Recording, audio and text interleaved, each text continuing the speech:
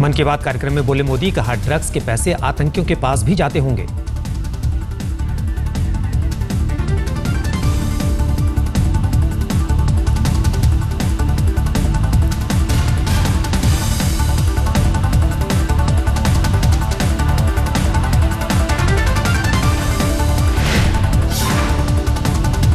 PM ने कहा इससे रोकथाम के लिए ड्रग्स फ्री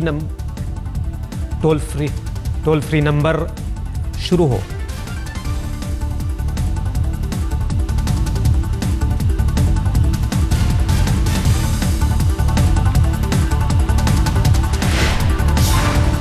प्रधानमंत्री ने रेडियो पर कहा ड्रग्स बुराइयों का 3D, इसका मतलब डार्कनेस, डिस्ट्रक्शन और डिवास्टेशन। रेडियो पर मन की बात कार्यक्रम में बोले मोदी, कहा हर युवा को विवेकानंद से सीखना चाहिए। पीएम ने अभिभावकों को दी नसीहत, 5 साल तक बच्चों से दुलार करें, 10 साल तक अनुशासन का आग्रह करें और 16 साल में मित्र जैसा व्यवहार करें। प्रधानमंत्री ने ड्रग्स मुक्त भारत बनाने का दिया नारा, कहा नशे से मुक्ति के लिए टोल फ्री हेल्पलाइन शुरू हो। संयुक्त राष्ट्र की ओर से 21 जून को अंतर्राष्ट्रीय योग दिवस घोषित करने पर बोले मोदी, कहा 177 देशों ने भारत का समर्थन किया। मन की बात कार्यक्रम में बोले मोदी, कहा 21 जून को अंतर्राष्ट्रीय योग दिवस घोषित करना भारत के लिए गर्व की बात। प्रधानमंत्री ने लोगों को क्रिसमस की दी शुभकामनाएं, कहा नववर्ष की भी पहले से आप सभी को ढेर सारी शुभकामनाएं। जम्मू कश्मीर और झारखंड में चौथे चरण का मतदान जारी, मतदान केंद्र पर वोट डालने के लिए सुबह से लंबी कतारें। जम्मू कश्मीर के मुख्यमंत्री उमर अब्दुल्ला ने सोनावर में डाला वोट, उमर यहां से भी चुनाव मैदान में। I believe incumbency also has its advantages. There are a number of good works that were completed in the last 6 years. Shopian में मतदान के दौरान बीजेपी उम्मीदवार पर एक वोटर को थप्पड़ मारने का आरोप, घटना को लेकर लोगों में गुस्सा। चौथे चरण में आज जम्मू कश्मीर में 18 सीटों के लिए डाले जा रहे हैं वोट। चौथे चरण में 182 उम्मीदवारों की किस्मत दांव पर। आज झारखंड में भी चौथे चरण के लिए डाले जा रहे हैं वोट, 11 बजे तक 32% मतदान।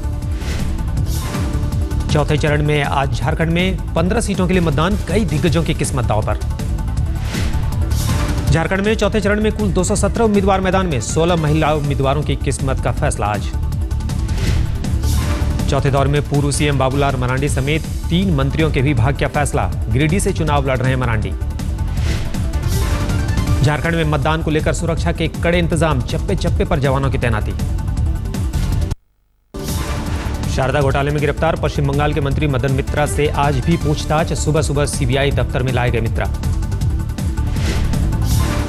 शारदा चिटफंड घोटाले में सीबीआई ने की है मदन मित्रा की गिरफ्तारी, 16 दिसंबर तक सीबीआई हिरासत में रहेंगे मित्रा।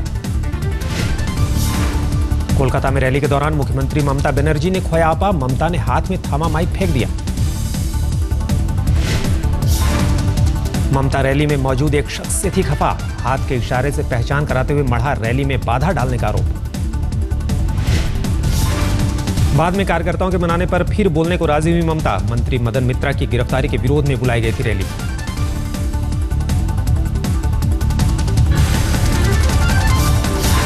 आईएसआईएस से कनेक्शन में मेहदी की गिरफ्तारी पर बेंगलुरु पुलिस की क्राइम ब्रांच को धमकी, ट्वीट पर दी गई बदले की चेतावनी।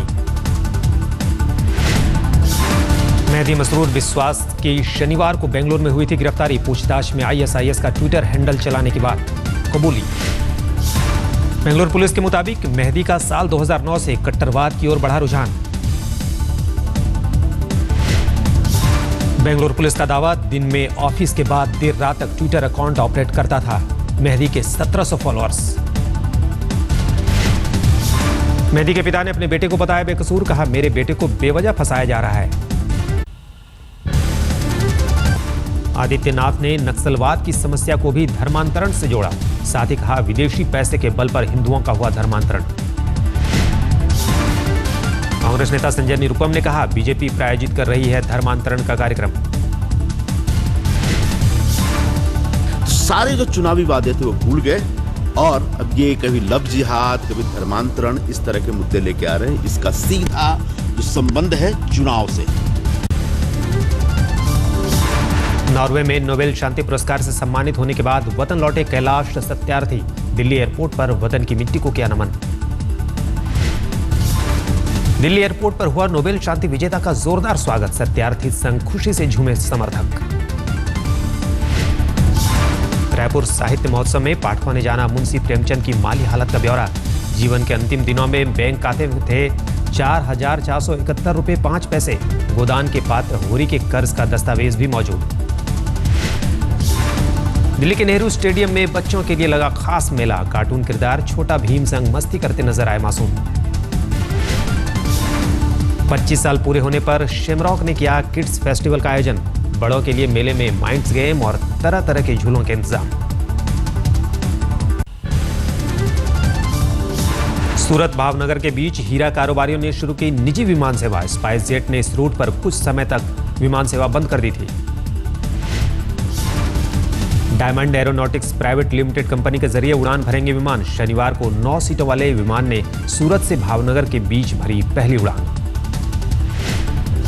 सूरत से भावनगर के लिए रोज 3 उड़ानों की होगी सुविधा। 15 से 20 मिनट में तय होगी दूरी। पश्चिम बंगाल में फिर भिड़े बीजेपी और टीएमसी समर्थक। पुरुलिया में छात्र संघ चुनाव को लेकर हुई झड़प।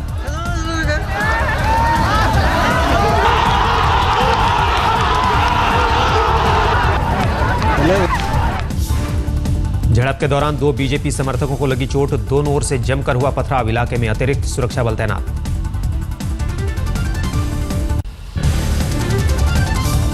राष्ट्रपति प्रणब मुखर्जी की सेहत में सुधार। सीने में दर्द की शिकायत के बाद हुई थी एंजियोप्लास्टी।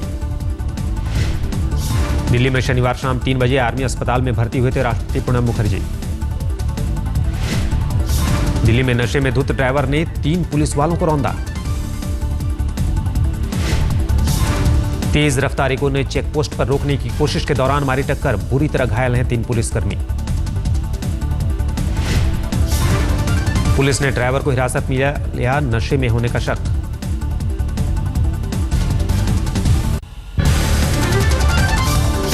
दिल्ली के सोनिया विहार इलाके में निर्माणाधीन इमारत ढही। 2 लोगों की मौत, 2 लोग गंभीर रूप से घायल।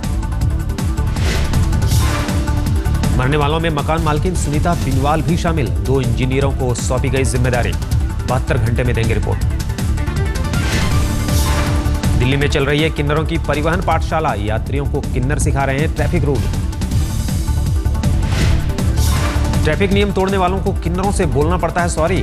बात मानने पर मिलती है चॉकलेट, नहीं मानने पर कान पकड़ने का दंड। छेड़खानी के विरोध पर मुजफ्फरनगर में मॉल के भीतर और बाहर जमकर हुआ हंगामा।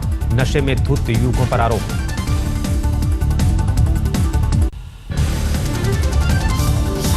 हंगामा करने वालों ने मारपीट के साथ ही कार भी तोड़ी। सुरक्षा में तैनात बाउंसर देखते रहे तमाशा। पुलिस के आने से पहले फरार हुए हंगामेबाज। यूपी के गोरखपुर में बीजेपी कार्यकर्ता कविता गुप्ता की हत्या। बदमाशों ने गोली मारी। आगरा में धर्म परिवर्तन विवाद गहराने के बाद वेदनगर के कुछ लोगों ने माना पिता के साथ बांग्लादेश से आए थे भारत। आगरा धर्मांतरण मामले के आरोपी नंद किशोर वाल्मीकि की तलाश में आगरा पुलिस। एटा में की छापेमारी। पुलिस ने छापेमारी के दौरान कृष्ण कुमार और कमल नाम के युवक को हिरासत में लिया। पूछताछ के लिए ले गए आगरा।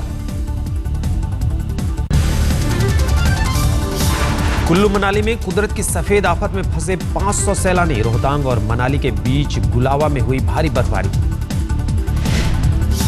सैलानियों में बड़ी तादाद में महिलाएं और बच्चे। कड़ाके की ठंड बनी मुसीबत। 0 से नीचे पहुंचा पारा। हिमाचल उत्तराखंड में और गिरेगी बर्फ। शिमला में बिछी सफेद चादर। मौसम विभाग के मुताबिक 48 घंटे बादलों भरा रहेगा। मध्य प्रदेश और महाराष्ट्र में बारिश के आसार। आज जो आप देख रहे हैं कि पंजाब में, हरियाणा में, उत्तर प्रदेश में, दिल्ली में घने बादल छाए हुए हैं। साथ ही साथ मध्य प्रदेश में, खासकर पश्चिमी मध्य प्रदेश में, महाराष्ट्र के इलाकों में घने बादल छाए हुए हैं और वहां बारिश हो रही है।